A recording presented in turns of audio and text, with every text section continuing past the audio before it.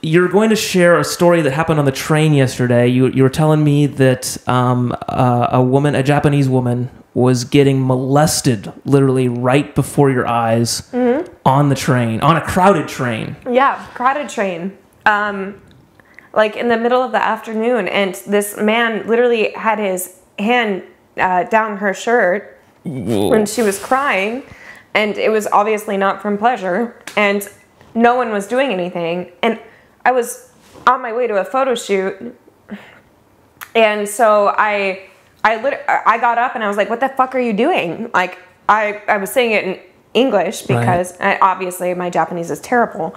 And when you're upset, obviously you're going to speak in your native tongue. So I was really upset. And the woman, oh God. Okay, so when I went up to them, and it was in the women's only part of the train cart, because which is supposed to be there for a reason, because there have obviously been incidents. It's a problem. It's a problem, otherwise they wouldn't have it there.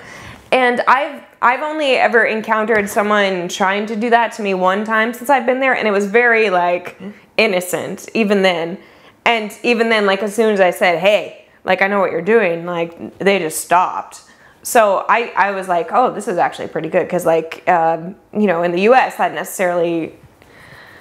wouldn't necessarily happen. So the woman and I took the woman, and she was crying, and we got off the train, and I grabbed the guy and I took him with me too. No, that's cool.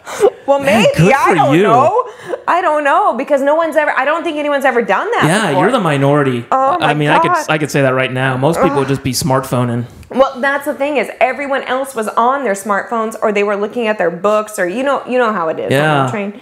And no one cared. No one gave a shit. And I was like, it was the middle of the afternoon. It wasn't like it was at night or anything. And it was a Japanese woman. And Japanese woman, Japanese guy, I'm assuming. Yeah, and a Japanese guy. Yeah, see, this is kind of nice because they do commit crimes. Yes. we're always blamed for the crimes. It's just that everyone else ignores it. It's bullshit. And so, how old was this guy? I don't know. A perverted old guy, or is he perverted younger guy, or? If I were to place it, I would say late 40s, early 50s. So you grab the guy and then get off at the station. Well, I was in shock because I couldn't believe what was happening. He was in shock, I think, because no one's ever stopped him if he has done this before. She was in shock because I think that this has happened to her before. Right. At least that's what I found out later. Because it turns out that she could speak English, but she pretended not to. So she was actually able to communicate with me afterwards. That helps. Yeah, but she pretended that she didn't know English.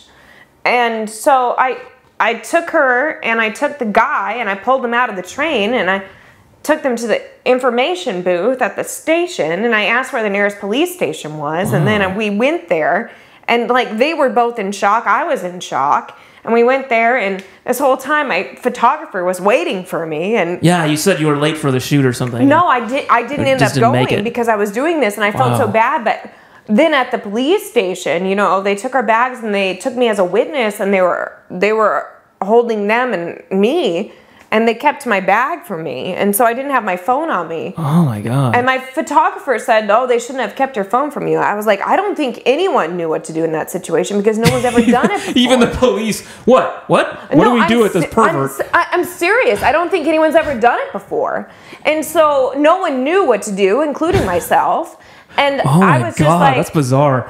It was the weirdest fucking thing, David, I've ever experienced. And I've seen some shit in Asia, and I've never seen that.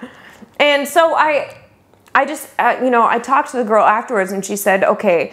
She goes, okay, I know English. Her English was broken, but it was still pretty good. Like, right. I mean, it was definitely conversational. Like, I understood what she was saying. Well, like you said, when you're in shock, you switch to your native tongue, and you can't really break out of it. Exactly. So and that's what I did when I saw this guy like putting his hand down her shirt. I'm like, what the fuck are you doing? Like, oh, Jesus Christ. And no one even thought to care. Jeez. Bravo though. I don't think many people would be that courageous to stand up and do that. Well, someone should. Yeah. instead of like signs, please don't molest people. Yeah. Maybe. Hey, here's a novel idea. You know. Hey, didn't you see the sign? I can't say this. I thought about this when I got back home after I emailed the photographer, and he did say, he was like, I wish I had gotten an email from you to message me. And I said, I'm really sorry about that, but I don't think anyone knew what to do. Gee, I didn't have my bag. Maybe they should have given me my bag, but I didn't know that. I've never been in this situation. I mean, how strange when you go to the police and they're like, crime? I don't know. What? Exactly. What because do we they don't have crime here. Crime? They have, it's the police booths are there for information. It's true. I'm not familiar with that word. Yeah. What is it? And crime? At least I can say in China, if I had been like, help me, someone would have been there to help me in a second. I can definitely say that. Yeah. In Japan, I don't know if they would because they're not familiar to it. It's not because people don't mean well. It's because they're not used to it. Right. And I don't think that's a bad thing. I think it's good that there's not as much crime. However, when there is crime, I think there still needs to be a system in place where people can have something to go to. Yeah, a lot of people bring that up, that, is the crime actually low in Japan, or is it just underreported? Exactly. And I think I think it's a little bit of both. At least I've only been here for 5.5 months, so I can't really say I know for sure. Right. My experiences have been that it's a little bit of both. It's underreported, and also there's not a system in place to deal with it, because I think there wasn't crime for such a long time, and then people realized that they could probably get away with it. Yeah. And so it's take advantage of these people. It's like that kid that was really good at lying, so they never got caught, Yeah. Oh, those were all lies? It's Asia's kid that never got caught. Yeah. And so I think it's great that there isn't so much crime, but I think there needs to be a system in place just in case, and I don't think there's one that works. Right. I really don't think that there is. I mean, just proof from yesterday. I was like, what the fuck? I mean, if this had happened in the U.S., if I was in New York or something like this, like, there's no way that this guy would have gotten away with it. Especially with the evidence I had. I mean, like, I was smart enough to use my U.S. phone that didn't have, like, a little camera sound on it to take a picture of. Yeah. It's a country. To take a picture of it. Before I got the girl, so that I could be like, no, this guy was molesting her. She's crying. It obviously wasn't from tears. I got her, like, a statement on it, and so I could give it to the police, and they were like, how the fuck did you get this? And I'm like, because I've lived in the U.S. my entire life. Yeah. You know what I mean? Wow, really? Yeah. Yeah. Well, I mean, this is a country that has those women-only train cars, and they also have a law. I don't know if I told you this. You cannot turn off the camera sound in Japan. The noise is actually to combat the perverts, so that maybe they need to get caught. The pervert is taking the picture and stuff like that. Well, at the same time, like, I don't think it would have been as beneficial, because if they had heard the noise, they would have automatically left. I couldn't have got it on camera, and then I couldn't have dragged them out and been like, hey, look at this. Right. Because I got it on camera. That helps. So that helps a lot. Exactly. And that's kind of how I've gotten some people to, like, even people trying to trick me out of not getting paid for jobs, Like, I've literally recorded conversations while I've been talking to them. And I made sure, I said, okay, so would you be all right if I was recording this? And then I recorded it on my phone. So you got to be careful.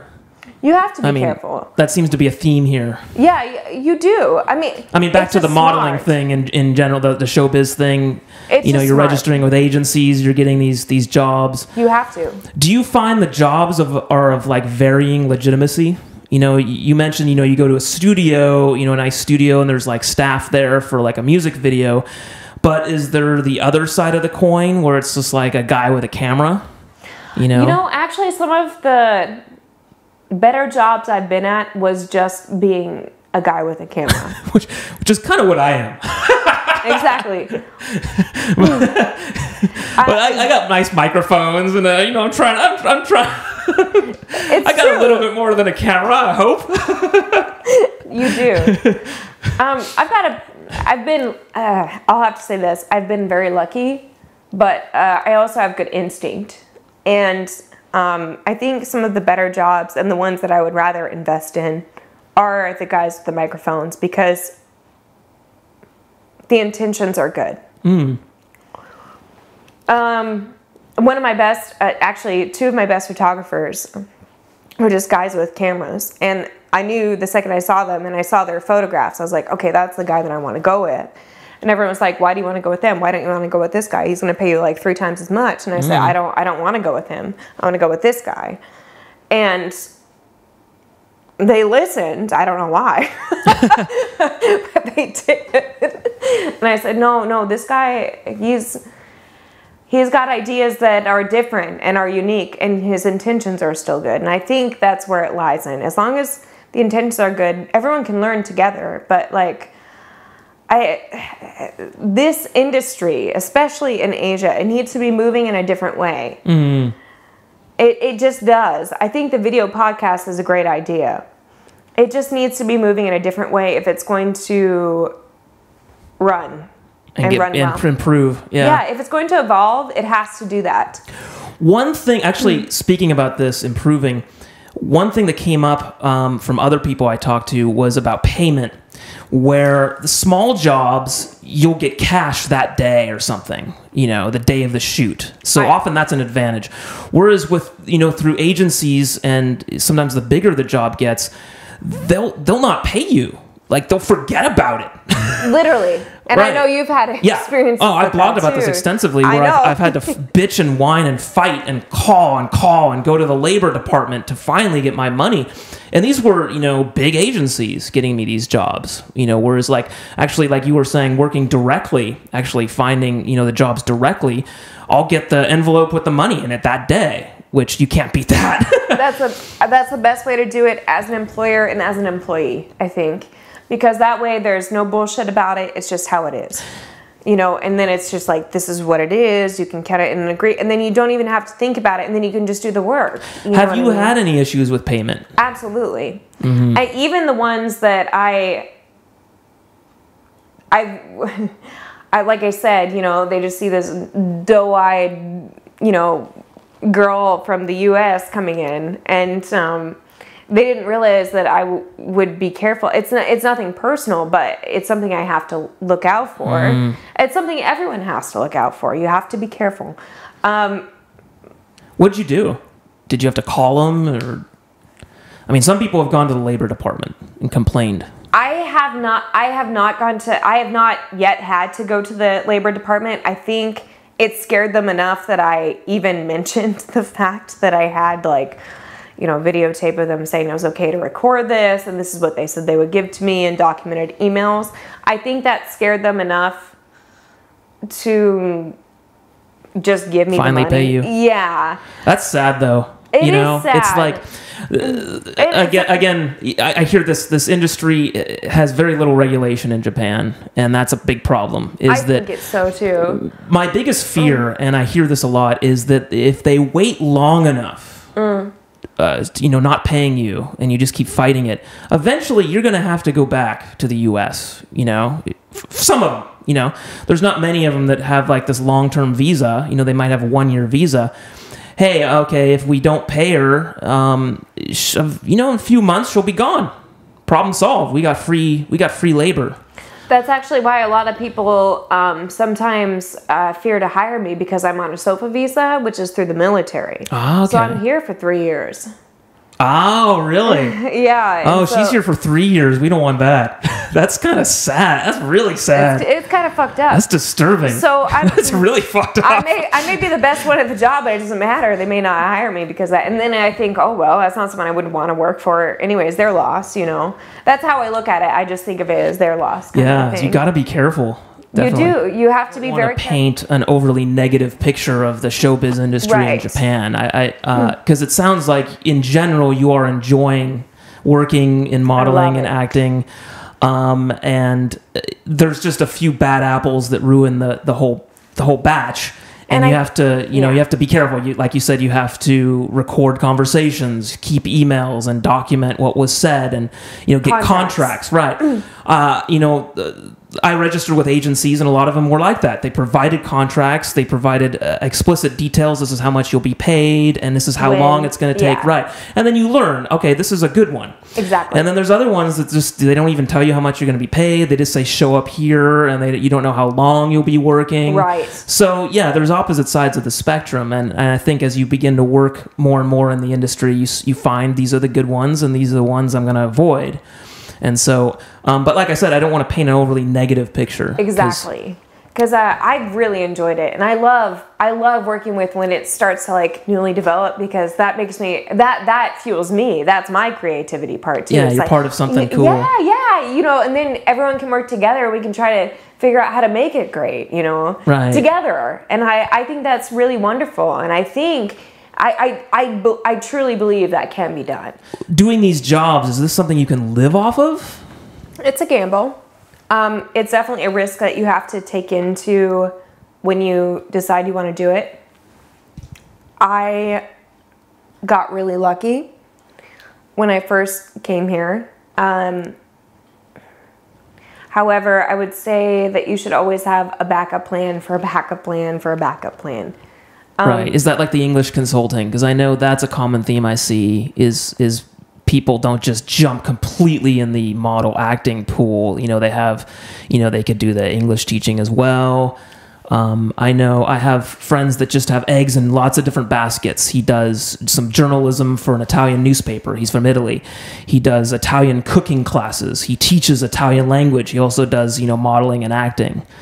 Is that the case you'd see?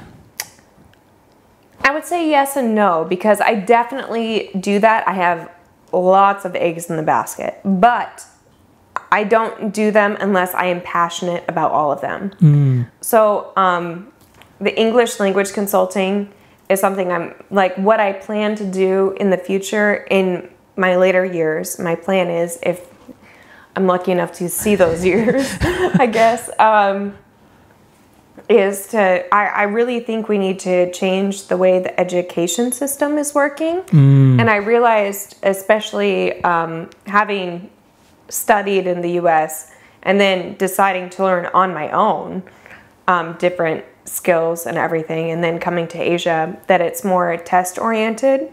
So my entire goal in my life would be to change the way our education system is geared. But I'm also still passionate about the modeling and the acting and the singing, and I can only do that for a certain amount of years in my life, and I'm aware of that. So I want to do that now while I can.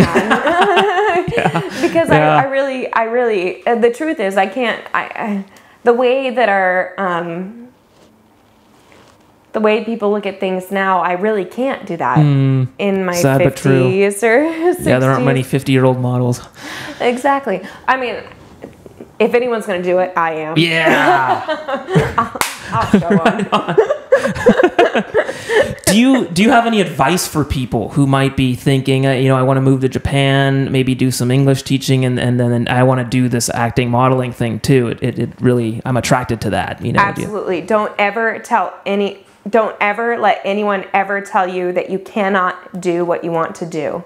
You absolutely can do it. I am living proof that that is possible. And I've done it in less than 6 months. Boom. And no Japanese. And no Japanese. Fuck them. Don't listen to a fuck Japanese. No, I mean, no. Fuck kanji.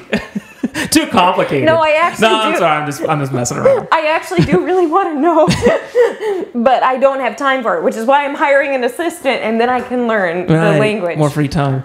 More free time, exactly. Because I was so worried about the money and the jobs that were coming in, and I didn't know how to handle it, that I didn't have time for language lessons, and that's just kind of what happened.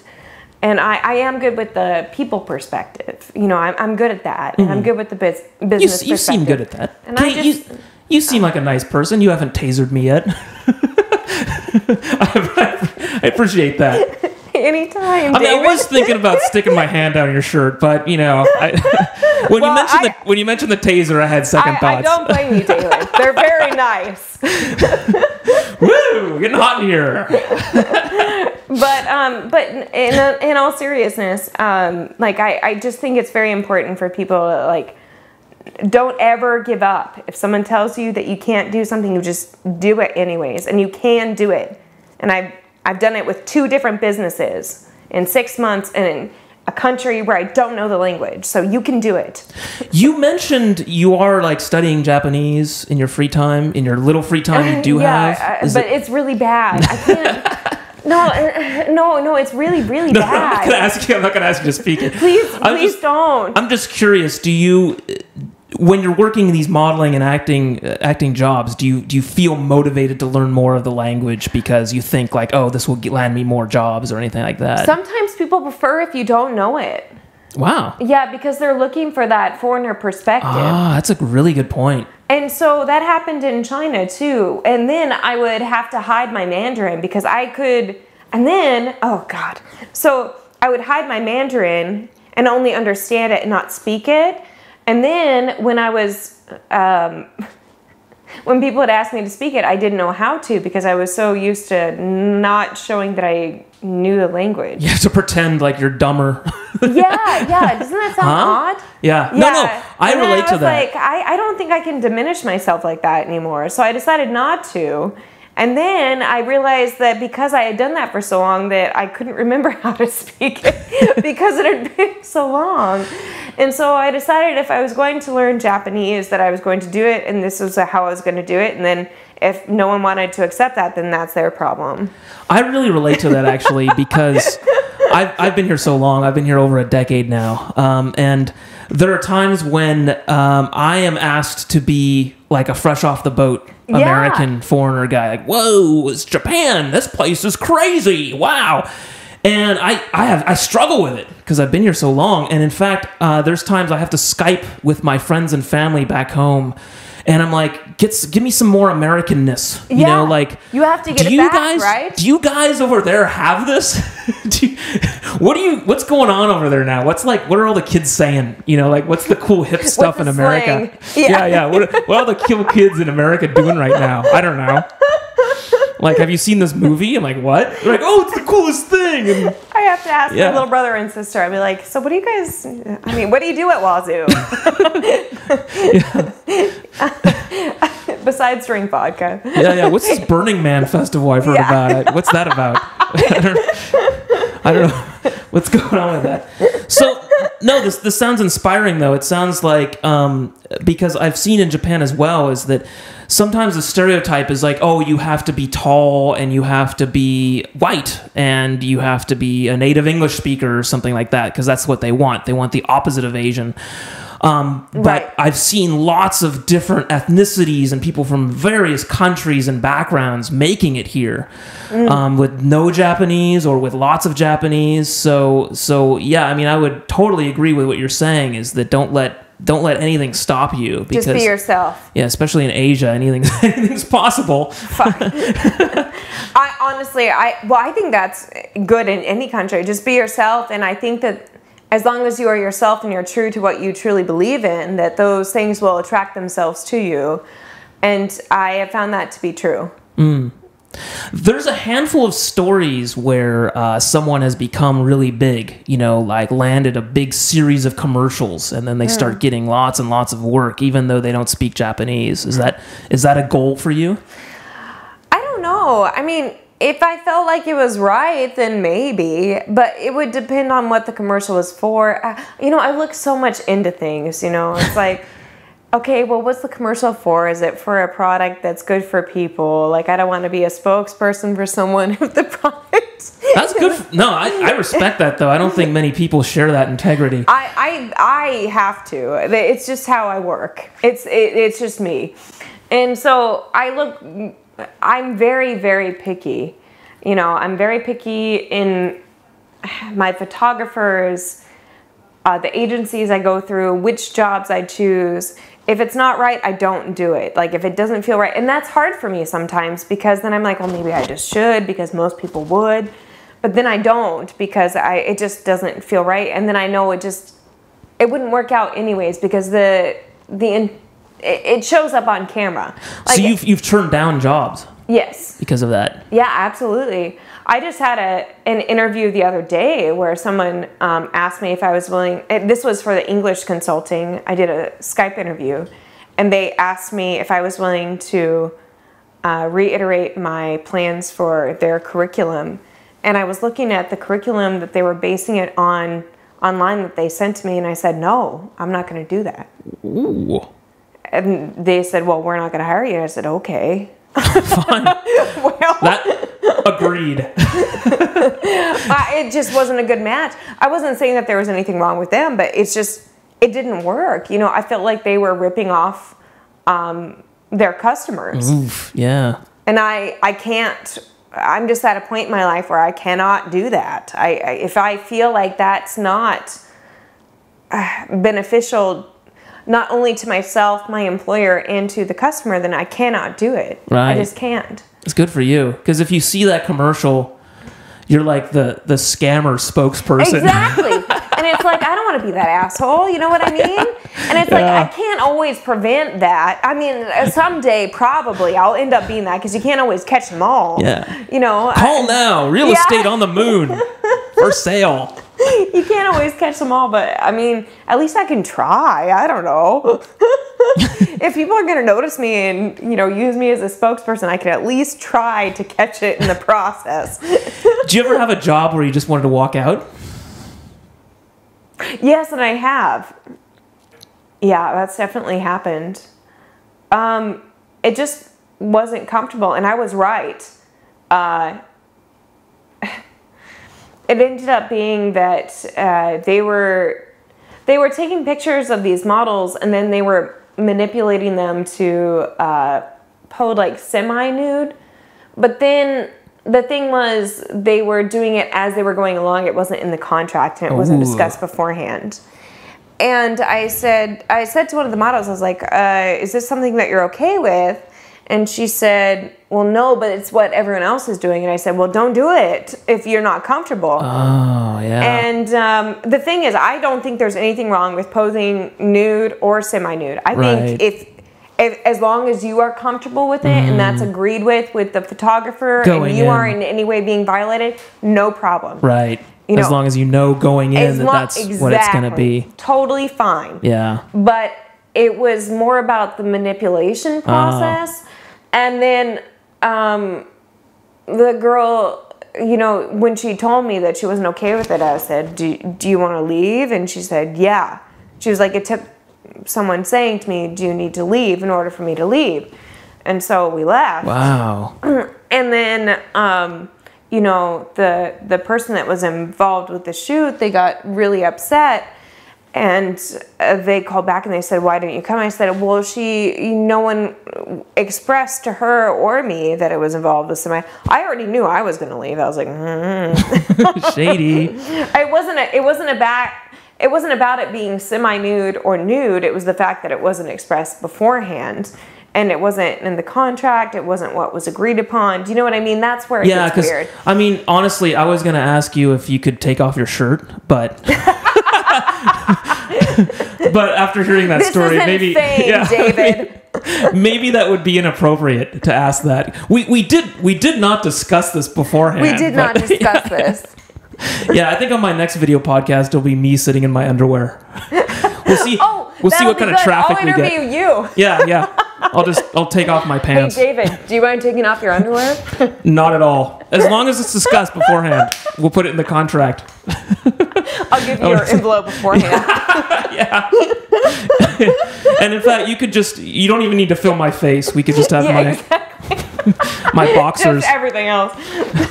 And you know, my even Atari if it happens boxers. at the same time, as long as someone's not pressured, I mean, like, what the hell? Take off your shirt. I don't care. But it was just like, I don't know. Right. If the contract says you will be taking off your shirt, fair enough. But if it's like, yeah, we're doing a scene for a business meeting. It's like, oh, by the way, you're naked. Exactly. We didn't tell you that beforehand. By the way, you're actually naked. It's a great business, though, I swear to God. Yeah, surprise. Yeah. So, yeah, I'm gonna start that website. Surprise! It's naked. Can we please do that together? Surprise! It's naked. Actually, that would probably make a lot of money. What she thought was just a normal podcast turns out to be total porn. Surprise! You're naked. Gotcha! We didn't even have to pay her extra. Yeah. What a deal! Thanks, Japan. Yeah. Think I'll just cop a feel. Oh my God, I'm dying. That's hilarious. It's only funny because it's not happening. Yeah, you are armed. You are armed. You keep looking back to my bag. Like I'm looking back at the bag. Can I get to the taser first? You don't know which bag it's in. Yeah, do I know how to use it? Where's the safety? You have no idea. We were talking off camera about how you're walking down the street sometimes and people think you're a hostess. Everyone. Are you kidding me? I'm a 5, in feet and inches. I'm 5'8". I'm 120 pounds. I'm a natural redhead walking down the streets from Roppongi. Yes, of course, everyone thinks I'm a hostess. Don't exactly blend in. No. Everyone thinks I'm a hooker or a hostess. And it's so annoying. Now, question. I've seen hostesses before. Are you wearing a prom dress when you're walking on the street? No. That seems to be a theme. What? Why is that? I don't know. Whenever I see hostesses, they always seem to be wearing what looks like either a bridesmaid's dress or like a prom dress. No. That's how I could tell the hostesses in Tokyo. At least. What hostesses have you been seeing? I don't know. Maybe I'm going to the prom dress hostess club or something like that. But when I see, I don't know. That's what people have told me.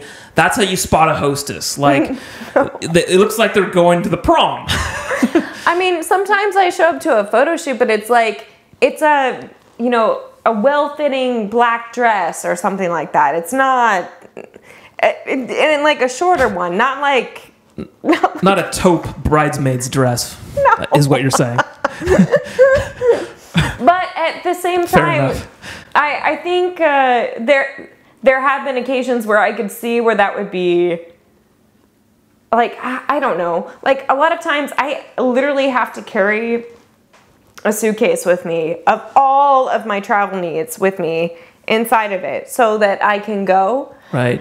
And, that I could see would look like that, especially if I have to be at a place at a certain time and that I'm already in, the outfit I was supposed to show up for, like a photo shoot, or if I was going, and sometimes it's just a business outfit if I'm going for like my consulting job. It just depends. But so what you're saying is Japanese people see the big bag, they naturally, of course, think it's filled with dildos or something like that. I don't know what they think. But yeah, I'm getting that vibe. Actually, someone actually said that to me, and she was like, everyone thinks that you're a prostitute. And I was like, what do you mean? And she was like, you're a beautiful white woman that's walking around. So of course, prostitution is... Well, for those that don't know, Roppongi is what I call a vampire area. It's just or like a wolf, a werewolf area. It's like during the day it looks fine and dandy. It's like a kind of business district, and then night it just changes to this, like it just gets out of control like in an instant. It's like as soon as the sunset goes. Oh my God, a full moon! The full moon always hangs over Roppongi. Yeah, it's so true. Well, I would like to wrap this up. If that's okay with you. Any final thoughts for anyone, any of the listeners or the watchers? Any final questions? No, I'm out. You're like, you said a lot. I've enjoyed this. Me too. Just if you're interested in Asia, I think it's important to do it just to make sure that you do it well and to be careful in the process.